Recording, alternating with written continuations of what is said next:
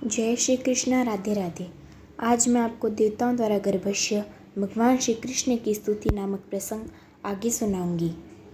देवताओं ने आगे कहा, हे प्रिय श्री भगवान, इस भौतिक जगत के सभी जीवों के कल्याण के लिए आप अपने आदि विशुद्ध रूप में शुद्ध सत्व के सनातन रूपों में प्रकट हुए हैं।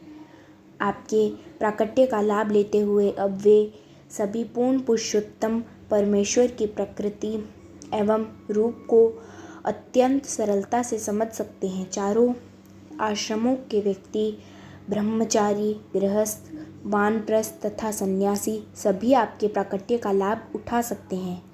हे लक्ष्मीपति श्री भगवान, जो भक्त आपकी सेवा में लगे हुए हैं वे निर्विशेषवादियों की तरह अपने उच्च पद से नीचे नहीं गिरते। भक्तगण आपके द्वारा रक्षित होने से मुक्ति के मार्ग में बाधक माया के अनेक सेनापतियों के सिरों को लांघ जाते हैं। हे प्रभु, आप जीवों के लाभ के लिए अपने दिव्य शाश्वत रूप में प्रकट होते हैं, जिससे वे आपका साक्षात दर्शन कर सकें और वेदों के अनुष्ठानों, यौगिक ध्यान तथा शास्त्र विहित भक्ति के द्वारा आपको पूजा की भेंटें अर्पित कर सकें। हे श्री भगवान, यदि आप अपने सत्य चित्त आनंद रूप में जो आपके पद के बारे में सभी प्रकार की मनगढ़ंत अविद्या को दूर करने वाला है, न प्रकट होते तो सभी लोग अपने अपने भौतिक गुणों के अनुसार आपके विषय में केवल कल्पना करते हैं। श्री कृष्ण अवतार श्री भगवान के समस्त काल्पनिक मूर्ति विज्ञान का मुंह तोड़ जवाब है। प्रत्येक व्यक्ति प्रकृति के बारे में अपने अपने गुण के अनुसार श्री भगवान के स्वरूप की कल्पना करता है।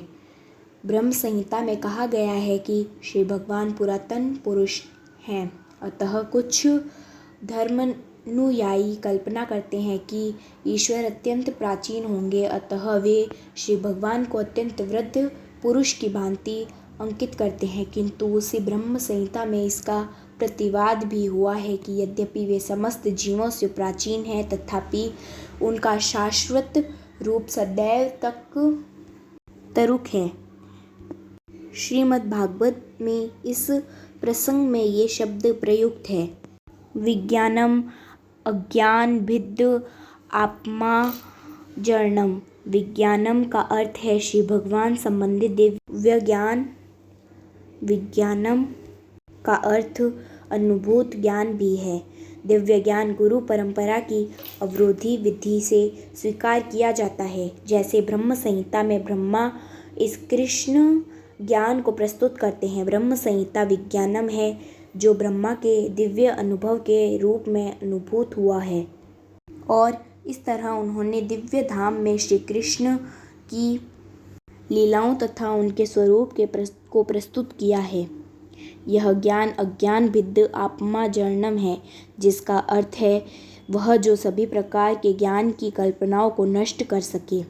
अज्ञान के वशीभूत होकर लोग श्री भगवान के स्वरूप की कल्पना करते हैं और उनकी कल्पना के अनुसार कभी वे साकार होते हैं तो कभी निराकार। किंतु ब्रह्म संहिता में श्री कृष्ण का प्रस्तुतिकरण विज्ञानम अर्थात वैज्ञानिक है, अनुभूत ज्ञान है जिसे ब्रह्मा ने प्रदान किया और भगवान चैतन्य ने स्वीकार किया। इसमें कोई संदेह नहीं है। श्री कृष्ण का रूप, उनकी वंशी, उनका रंग सब कुछ सत्य है। यहाँ यह कहा गया है कि यह विज्ञान समस्त प्रकार की चिंतन परक विद्या को सदैव मात देता है।